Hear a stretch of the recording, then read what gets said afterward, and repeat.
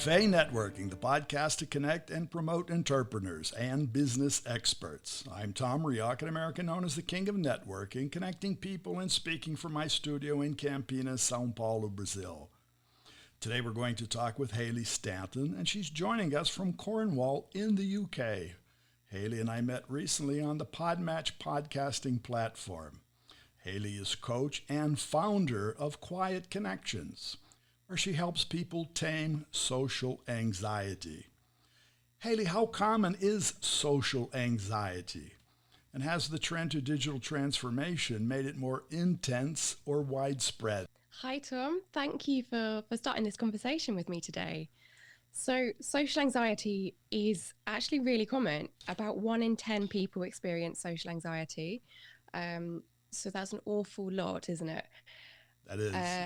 Social anxiety is, firstly, it's characterized by panic and avoidance. It's really an intense fear of social and or performance situations.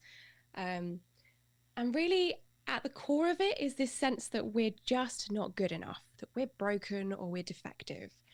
And you talk about the digital world, and I think this has really heightened social because there's so much more ability to compare ourselves to others, so much, we're curating this idea of perfection in our lives on our Instagrams and things. And this sense of comparing ourselves to others is really, really heightened right now. So I think social anxiety is becoming more and more prevalent. Mm-hmm. It's something that's really, really hidden, actually, despite so many people experiencing it, and it's the third most common mental health condition.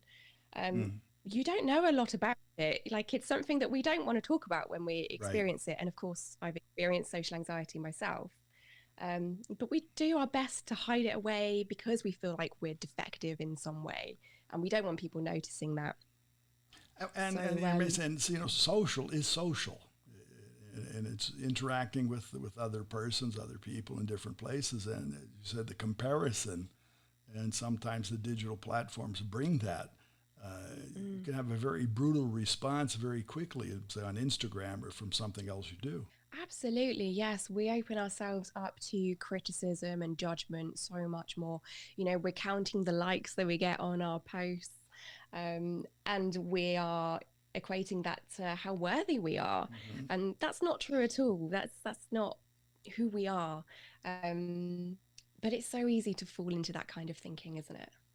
Now, is that cross-generation? Does it affect everybody? Yes. So at Quiet Connections, we work with a huge range of people, from children up to, people who are retired. Mm-hmm. And it generally starts in childhood, but people don't tend to get support for social anxiety. I went through college with social anxiety, and nobody picked up that there was a problem, despite the fact that I was, the quiet girl at the back of the class, red in the face, unable to open. I would be physically sick. If I had PE, because that's a very kind of, center of attention activity, I'd be hiding in the toilets and skipping class, and that wasn't who I was. I was the good little girl, and still nobody really noticed that there was a problem. So I think actually knowing about social anxiety people don't know enough about it at all. So they don't know how to recognize it. People tend to assume that we might be rude or uninterested or bored. And actually those things are really, really hurtful for those of us who experience social anxiety. Well, you mentioned your experience in school in a class environment, but I would think that even as parents may overlook that, may not see in their children the anxiety that's there. Of course, because as a parent, you might be that child's safe person. Mm-hmm. You might, that child might be in a safe place when they're at home, and they could be rowdy, they could be playful. You might see who they really are. And then when they get out there in those social situations and they don't feel safe, that's when those symptoms start to come in. And recently, the pandemic, I think, might have highlighted that. It's brought children from the classroom into a home study, even people in a work situation to a home study. And some would think that's a quieter atmosphere, but others would say not so. So sometimes it's difficult really to understand what quiet is anymore. Yeah, yeah, absolutely. It's been very overwhelming for a lot of children. I think a lot have really thrived not having to go into that classroom environment and not having to deal with doing the presentations in the front of the class, being called upon so much, a little bit more time to reflect. Um, but on the other side of it, it's been very overwhelming for a lot of children. My nephew in particular, I know, has really struggled. Um, First introducing to Zoom, and you're actually seeing your own image on the screen then, and that's so overwhelming in itself. And it makes you so self-conscious at times. Right. And yeah, I think it's been a real struggle. And then having to go back into school.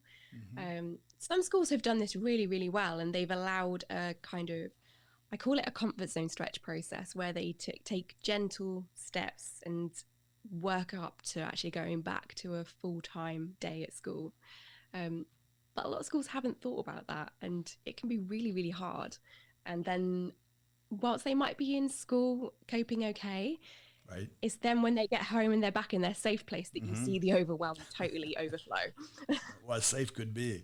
But I think what I see from here, not in Brazil, but other places, the social anxiety is being highlighted in a different way than previously. So I think it's more visible, more people are talking about it, more personalities have come out and become public about their own situations, their own mental health. So I think that obviously is an important step. But from what I see what you do, the thing is for the person to understand, but also for those persons in the environment, be they parents, teachers, or management in a company, have to also understand and see signs, correct? Absolutely. And social anxiety can be a real barrier to accessing services, but there are really some easy things that we can do as service providers to be able to support those people. And there is just a lot of people. It's something that we really want to do to be able to make our services and our products accessible to people. For example, the size of a group is a real issue to someone experiencing social anxiety. So tell people how many are going to be in a group. Where possible, offer small group options. I think the most important thing is providing lots and lots of information. Tell people exactly when and where something's going to happen. Show them a picture. How easy is that? Just show them a little picture of the room that they're going to be sitting in. Tell them who's going to be there. Tell them who you are, not just your qualifications. Right. Tell them about your insecurities. Make yourself more relatable to them. We all have those insecurities as business owners. I think all of us go through feeling anxious and self-doubting, and we really can relate to those people who are struggling right now.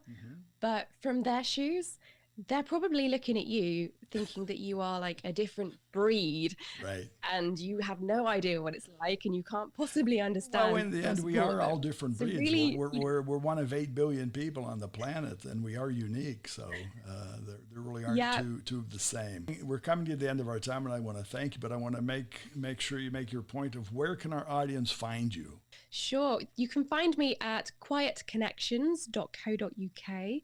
We're also on Instagram and Facebook at Quiet Connections, and I'm on LinkedIn as Hayley Stanton. Very good. Well, I want to thank you for making us aware and helping us think about social anxiety today. Thank you so much for having this conversation with me. Okay, and thank you. And then for our listeners, again, it's quietconnections.co.uk. And if you could find more about Hayley on LinkedIn, that's Haley. The last name is Stanton. Café Networking is brought to us by Focus MI Market Intelligence, an agricultural market research specialist in Brazil. More information on their site, which is focusmi.com. Thanks for listening. Until next time here on Café and Networking Podcast.